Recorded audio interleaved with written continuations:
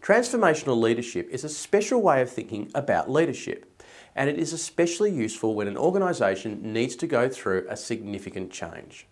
It is different to transactional leadership, which is linked to the idea of penalties and rewards, carrots and sticks. The leader provides rewards for good effort, and the followers work hard to get the goodies. If people perform poorly, the leader will penalise them through loss of benefits or other methods. Transformational leadership aims to go well beyond this and aims to get people following because they are aligned with the bigger dream or vision, and they desire to follow the leader who is inspiring them. Transformational leadership is needed when major changes are required that will cause significant disruption to how things occur at the moment. The aim is to transform the organisation rather than just keeping it moving steadily along. There are 3 phases to transformational leadership according to Titchener-DeVarna. These link very closely to the 8 steps identified by Kotter as being essential for leading change. At the heart of this approach is understanding that the new version of the organisation will look very different to what is currently in place. In phase 1, the leader is looking to get their employees to realise that change is required in order for the organisation to improve or reduce the chance of declining performance. This links to Kotter's first step of creating a sense of urgency and second step of forming a guiding coalition. It is critical that the organisation communicates the need for change clearly and regularly to their employees, as many will not hear it the first time or will enter in the first stage of denial in the 7 stages of grief curve. In phase 2, the leader needs to communicate what the future state of the organisation will be after the change. Employees and other stakeholders need to understand that vision or they will struggle to come on the journey.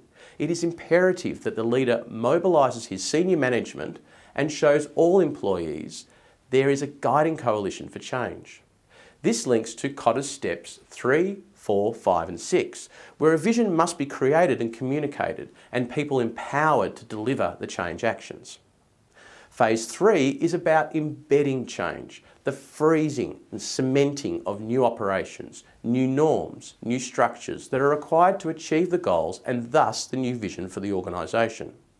This links to Kotter's steps 7 and 8, where the organisation needs to consolidate the new strategy and make it an anchor in the culture of the organisation. Unfortunately, it is at phase 3 that change projects often come undone and fail. Momentum can suddenly disappear as people try to return to concentrating on their normal duties.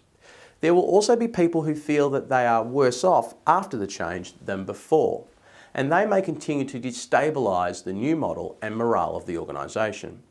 Therefore, it is critical that the communications around change does not stop. If the last change project is completed, the leader should not look to step back from communications, nor disband the guiding coalition, which has been responsible for driving the change process. To recap, transformational leadership is about getting people to follow you down the path of change and to believe in the new vision you are communicating. There are 3 key phases of transformational leadership, which are creating the need for change, setting the new vision, and embedding and institutionalising change.